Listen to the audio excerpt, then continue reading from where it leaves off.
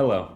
Today I will tell you what Eva.ai is, how it will benefit you as an employee, and how to navigate your survey and your personal dashboard.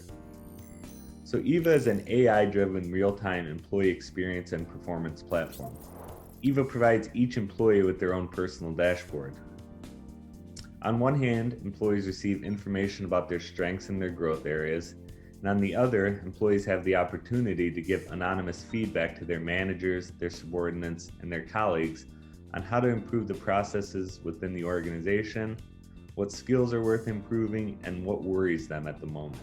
As a result, Eva will help the entire organization, each of its departments and individual employees increase their well-being, reduce stress and burnout, improve their efficiency and professional skills, increase motivation and team spirit, and reduce the number of conflicts that take place within the organization.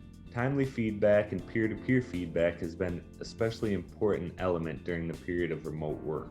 Every week on a certain day, each employee will receive a letter or message from Eva to their corporate messenger or corporate email with a request to answer a few questions. There will be 11 questions every week, and each set of questions are different. Moreover, each person will receive their own set of questions. Eva's smart algorithm selects individual questions for each person based on their collaboration circles. Once again, the surveys are 11 questions in length, and it'll take 60 to 120 seconds to complete. So if you open your email inbox, this is how a letter from Eva asking you to complete your survey will look like. I click on the button and log into Eva's system through my internet browser right from the message. When I log in for the first time, I must indicate my corporate email address. This will only need to be done once. Eva will remember, and in next week's survey this won't be required. Once logged in, I'll see my first question. Here I should note that the very first time I take a survey, I may see 30 questions. It depends on how your organization chose to set up your first survey. Every survey after that will only be the 11 questions. You'll see a different set of questions every week. Questions about your working conditions, the effectiveness of work processes, the leadership qualities of managers, and the skills of your colleagues. Remember, these surveys are completely anonymous unless you choose to attach your name to certain answers. No one at your company or at Eva has access to your individual survey questions or answers. Every week there are a new set of questions about people who I communicate with at work. There are a few good reasons to respond to your survey on a weekly basis. One of them is to provide your peers with valuable feedback about their strengths and growth areas. Another is because you'll then have access to your own personal dashboard where you'll see your feedback from your peers. Your organization deployed Eva to build a better culture, so providing this feedback will be very valuable for the leaders and managers at your company to make improvements. Once you complete the survey, you can click on the link to view your own personal dashboard.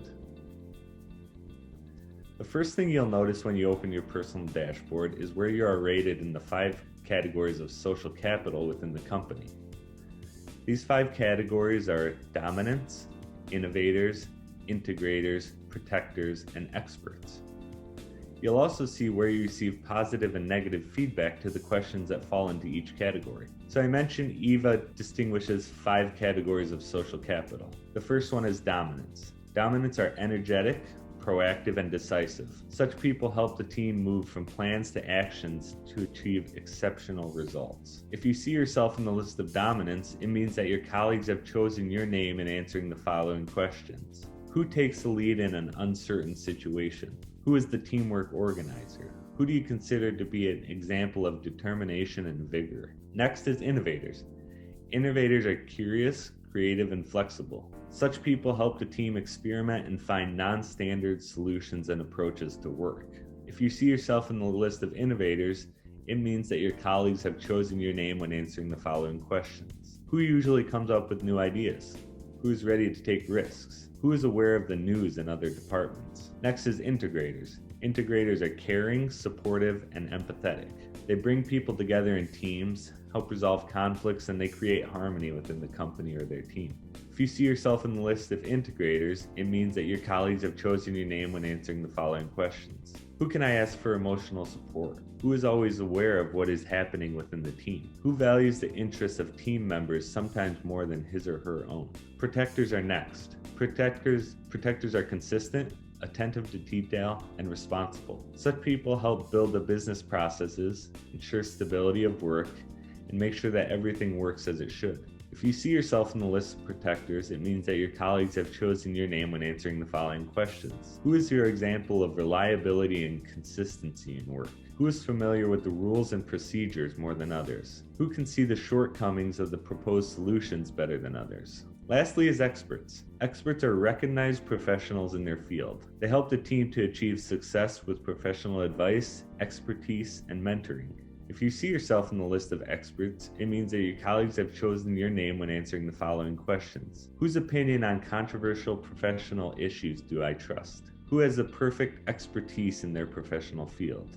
Who will you ask for professional advice? Each of us show all 5 types of social capital skills, just in different proportions. These can also be called categories of informal leadership. EVA allows us to see ourselves from the outside, to see how colleagues evaluate us as informal leaders. So why is this important? The fact is that informal leadership is the degree of influence that you have in your group or the organization. Influential employees tend to move up the career ladder at a faster pace. If you want to increase your influence degree, first increase your circle of influence as much as possible. That is the number of employees who with you carry out regular professional work. If you maintain a closed professional life, then your circle of influence could be limited. You can expand your circle of influence through regular professional communication with your colleagues. Thank your colleagues for the results and give constructive feedback. Record short meeting minutes, share goals and final achievements. Congratulate your colleagues on victories, not only big victories, but the small ones as well. Take initiative. Help the new employees learn the rules and traditions of the company. Also, if you want to increase your influence degree, take a look at the skills that your colleagues have noted in the EVA system in the skills section as an area of development. Ask your colleagues to provide you a detailed feedback to help you acquire this skill. Study the best practice in the available training materials and work to improve yourself. These dashboards in the EVA system are available to you as an employee to help you improve your skills and leadership qualities, to understand how your colleagues perceive you. You will probably ask, who else has access to information? Do your colleagues see this information? No, your colleagues don't see your personal dashboard. This is available to you, your immediate manager, and the executives at the company that the administrator has given access to your personal dashboard. Thank you for watching.